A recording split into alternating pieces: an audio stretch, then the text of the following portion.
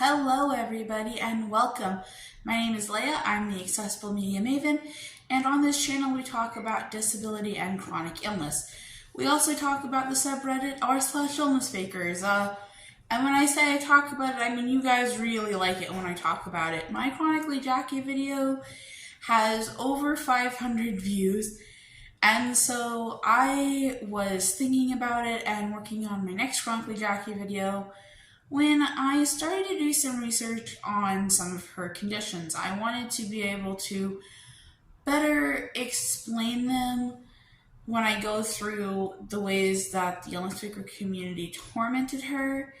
And in doing so, what I found, which is like a normal part of doing research if you ever like doing a lot of research, is that you start to kind of go down rabbit holes. And the rabbit hole that I went down, not so much of a rabbit hole, but it's a discovery of how different complex medical needs interact with each other.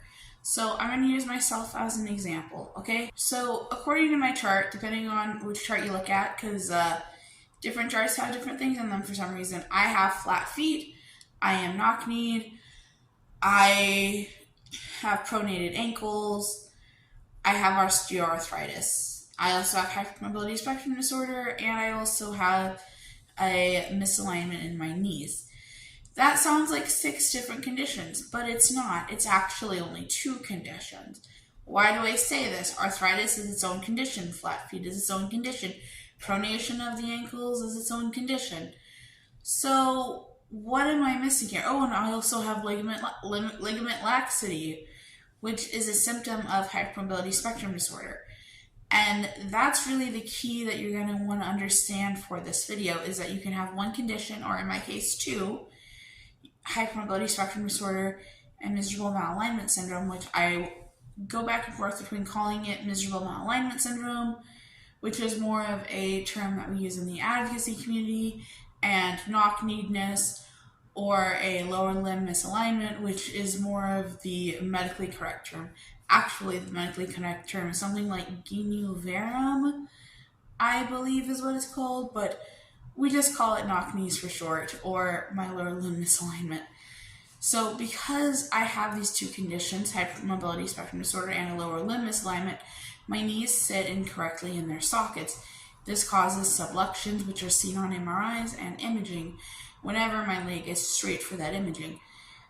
This sliding back and forth also causes me to have degeneration on the backside of my kneecap, which has led to moderate arthritis. So as you see, arthritis is not its own condition. Arthritis is a symptom of the larger condition. In addition, I have flat feet, which can be caused both by my incorrect positioning of my legs, causing more stress on the inside of my feet, thus collapse in the arches, and also in hypermobility spectrum disorder.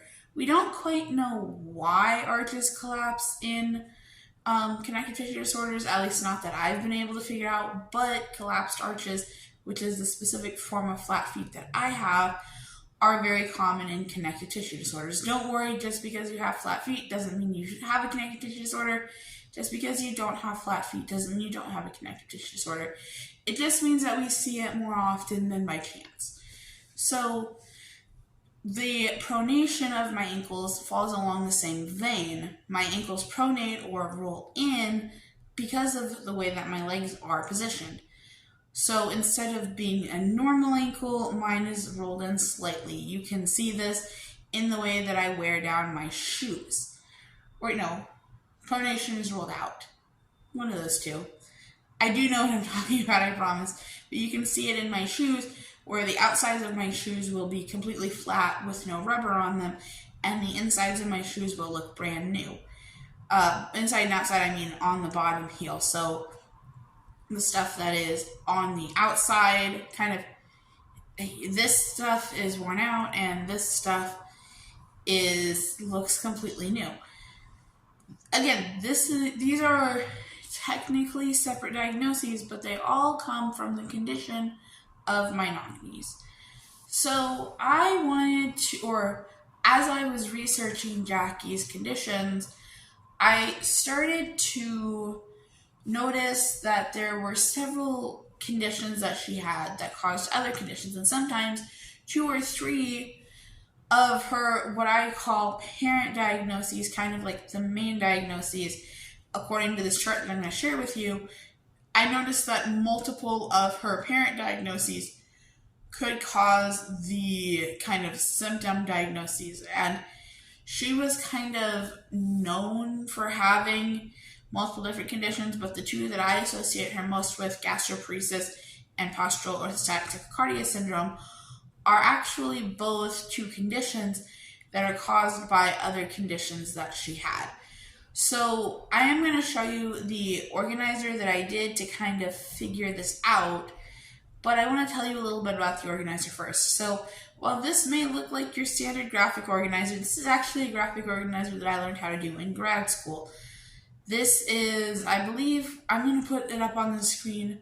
I believe it's called Problems Orientation Mapping. It is a graphic organizer strategy coined by John Bryson. He is the author of the most famous strategic planning book, or at least according to my professor, the strategic planning book that all the other strategic planning books refer back to. So the idea is that you have these big bubbles in, so I'm going to explain to you how it works in Bryson, and then I'm going to explain how I modified it. So in Bryson, you have your goals, and in my case, for the city of Burlington, which is what I'm writing a strategic plan for this semester, I have my 3 goals. I have improve staff retention, improve council staff relations, and diversify the housing stock. So each of these would be its own bubble. And then we would have arrows going both ways, going both from the bubble to something else or from something else to the bubble. So the arrow is means as a result. So as an example, one of the goals, or one of the, I think it's solutions or ideas that I came up with, was to have all city staff and council members take diversity, equity, and inclusion training. And so I would take that, having them take DEI training, and how that can lead to improved staff-council relations, and how it can also improve to being better able to retain and recruit staff. And then from all 3 of these bubbles, so from all 3 of my goals, the end goal of all 3 of those is to have happy citizens. So if you understand, you have bubbles, and then you have arrows pointing either to the cause of those bubbles or to things that are going to lead to those bubbles, and you have arrows leading away from them of what those bubbles will cause. So I modified this slightly when I was mapping out Jaquie's chronic illnesses. Fun fact, I actually took the list of conditions from IllnessFakers, because when I say they were obsessed with Jaquie, they were very obsessed with Jaquie. And like very weird levels of extensive documentation. Like, don't go to the subreddit, guys. I always say don't go there. You don't want to see the spreadsheet. But they did have like a spreadsheet of all of her conditions. Now, there were some things that I didn't map on here, such as she said that she had difficulty with her hands. Well, there's a lot of different things that can cause that, and so it's kind of impossible for me to map that. But anything that was either a major symptom, so such as nausea, which if you watched her, she dealt with nausea the whole time. She was constantly dealing with nausea until she got on medical marijuana.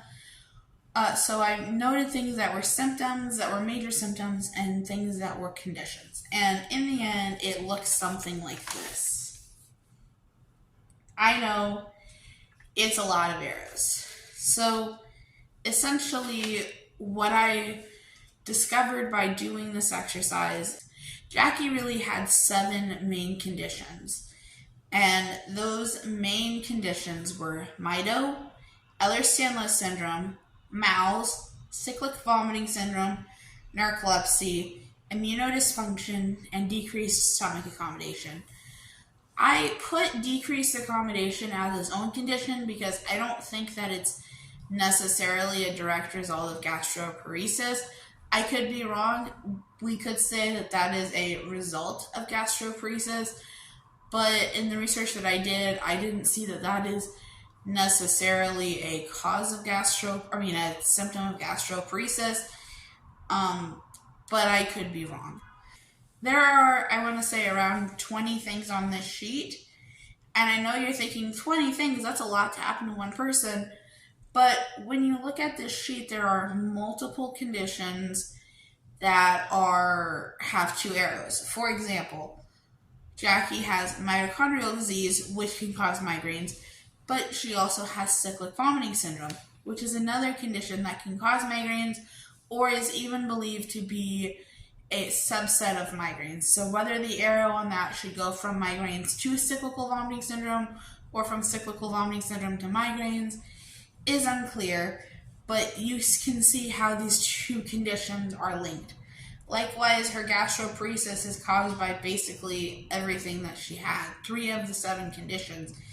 And kind of on here, there were kind of 4 that I noted as being main conditions that most other things stem from.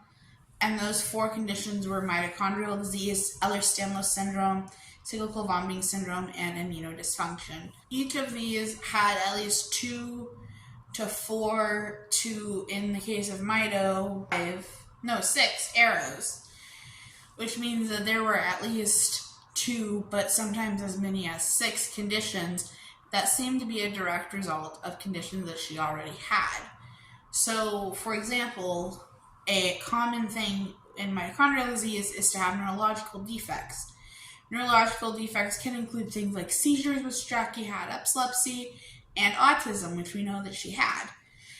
Other things such as her metabolic disorder, which she never really explained what it was, other than that it was an inability to properly use fats, which can be a symptom of mito. And the other thing is there were 2 that I put down as having a uncertain link. And an uncertain link means that there is some evidence or some theorized evidence that these 2 things could be linked, but they're not causal and they're not even necessarily correlational. So those 2 links are autism spectrum disorder to Ehlers-Danlos syndrome, which there is some evidence that people with EDS are more likely to have ASD, but there's nothing proven. And the other is immunodysfunction and gastritis. And I know that you're thinking, wait, Laigha, I didn't ever hear Jaquie talk about gastritis. And the answer to that is that Jaquie made a more in-depth video about her chronic illnesses earlier in her career as a YouTuber. I believe that this one was in July of 2017. There was one in July of 2017. There was one in 2018. The one in 2018 was unlisted. The 2017 one was unlisted. The 2018 one was privatized. And then in late 2018, she made her All About My Discussion playlist, which is actually where my inspiration came from. And, maybe tell me if you want me to make more in-depth videos, less in-depth videos on my conditions. Sorry, that's a side note. But I guess this was a very interesting exercise for me, not just because I was practicing a skill that I learned in school, but it really made me think a lot about how different conditions are correlated. And, we can look at someone like Jaquie who had 8 major chronic illnesses according to her diagnostic discussion series, 7 according to my little mapping exercise, and probably more than 20 according to her first chronic illness video. And we can say, wow, that's a lot of conditions. But when you think about it, a lot of them are correlated. A lot of them cause similar symptoms. And I think that that is really the most interesting thing here, is that while the IllnessFakers community likes to shame people for having multiple diagnoses and saying, oh, that doesn't really happen, when you look at things the way they are, when you look at things that are correlated, you start to understand why some of these YouTubers, or even just some of these people, not viewing them as YouTubers, just viewing them as people, why some of these people are reporting a lot of the same symptoms. the sounds of Chicago. But what you start to realize is that so many of these are correlated, and especially with Jackie, when you have more than one overarching disease, when you have Mito and Ehlers-Danlos syndrome, you start to see that you have so many conditions that are causing negative effects that it's no wonder that this person has gastroparesis. It's no wonder this person has POTS. They have 3 conditions that can cause gastroparesis. They have 2 conditions that can cause POTS. So guys, I hope you liked this video. I feel like it was a little bit rambly, but I hope that it was a good exercise for you in overlapping conditions. And if you're new here, hey, hi, my name is Laigha. I also have multiple overlapping conditions. Some of the same ones as Jackie, mostly not the same ones as Jackie. I hope you like this video, and I hope that you'll check out the rest of the videos in this IllnessFakers series. And I promise I will have a vlog out for you soon of me dealing with some of my complex medical issues. And yeah, talk to you guys later. Bye.